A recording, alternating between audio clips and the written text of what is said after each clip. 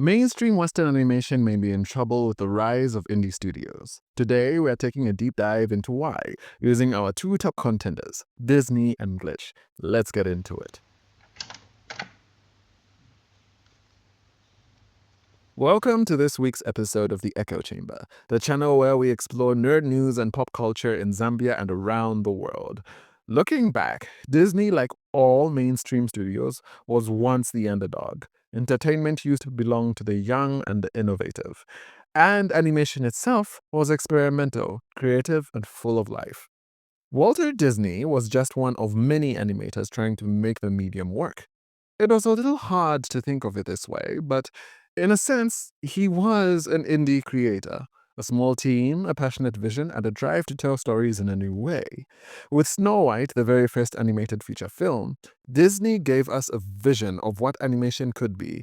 And from there, Disney rose to become the king of animation. All major studios today were influenced by it, either by becoming a branch of Disney, like Pixar and Marvel, breaking off from Disney, like DreamWorks, or being a competitor, using Disney's own rules and standards against it, like Sony and 20th Century Fox.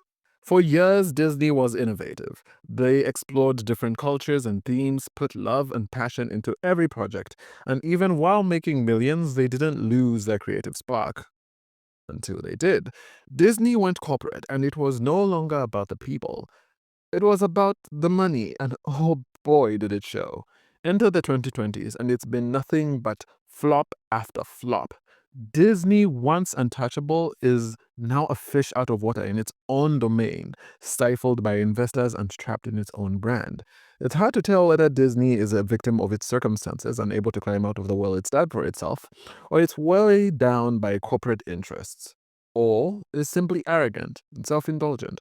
When fans criticize its shortcomings, it seems to turn away, plug its ears, and blame them for not enjoying the subpar content they're putting out. And that's the feeling we're getting these days. Content, not cinema. Then came the new underdogs, indie studios. Their beginnings are oddly reminiscent of Disney's early days. Small teams, limited resources, and a drive to tell risky, passionate stories. At the front end of this movement is Glitch Productions. Breaking into traditional media is harder now than it has ever been, especially compared to the 1930s. The difference today is that these underdogs are competing with massive established mainstream media machines, and frankly, they're making it look easy. Let's start with how hard mainstream media is making it for new people to break in. You need a degree and break, and 20 years of experience, which, let's be honest, exists mainly to keep the power in the hands of those who are already on top, with no threat of competition. On top of that, there's so little regard for the creative spirit that they'd rather hire AI to do the work than actual humans, justifying it by saying that all art is derivative anyway. Corporations are now obsessed with making the most money. Projects that once took a decade to perfect, like The Prince of Egypt, now have to be rushed and out in 3 years or less. They're obsessed with appealing to everyone. Netflix, for example, now makes showrunners write scripts while characters explain everything they're doing out loud, so viewers can keep up while the show runs in the background. They don't even care that you're engaged enough to actually watch. They know you zone out. But as long as the show runs, they get paid, and that's all that matters. The consumer who doesn't just consume, the consumer who actually has taste, has had enough.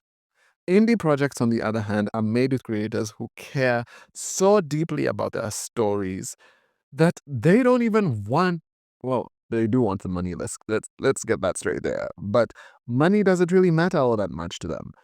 They don't want to appeal to everyone. They want to reach their people, and it's paying off. Want characters who curse every 2 seconds and are still beautifully drawn with intricate designs and animations? Check out Helluva Boss.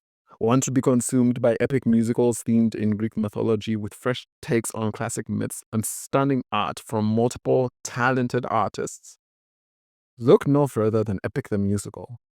Glitch is giving creators the chance to tell stories they would never have been able to tell in the mainstream. And the best part, you don't even need their permission.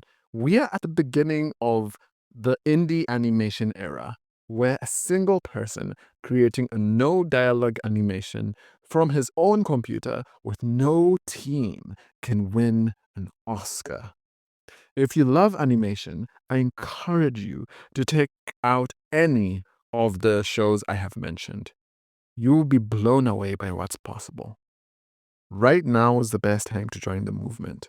The only barrier holding indie film back is funding. And I say that with full confidence.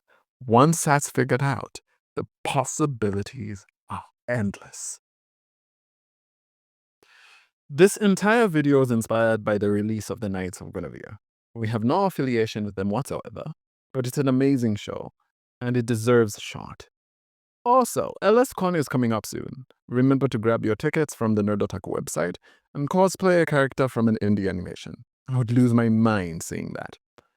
With that said, this has been the Echo Chamber, signing out.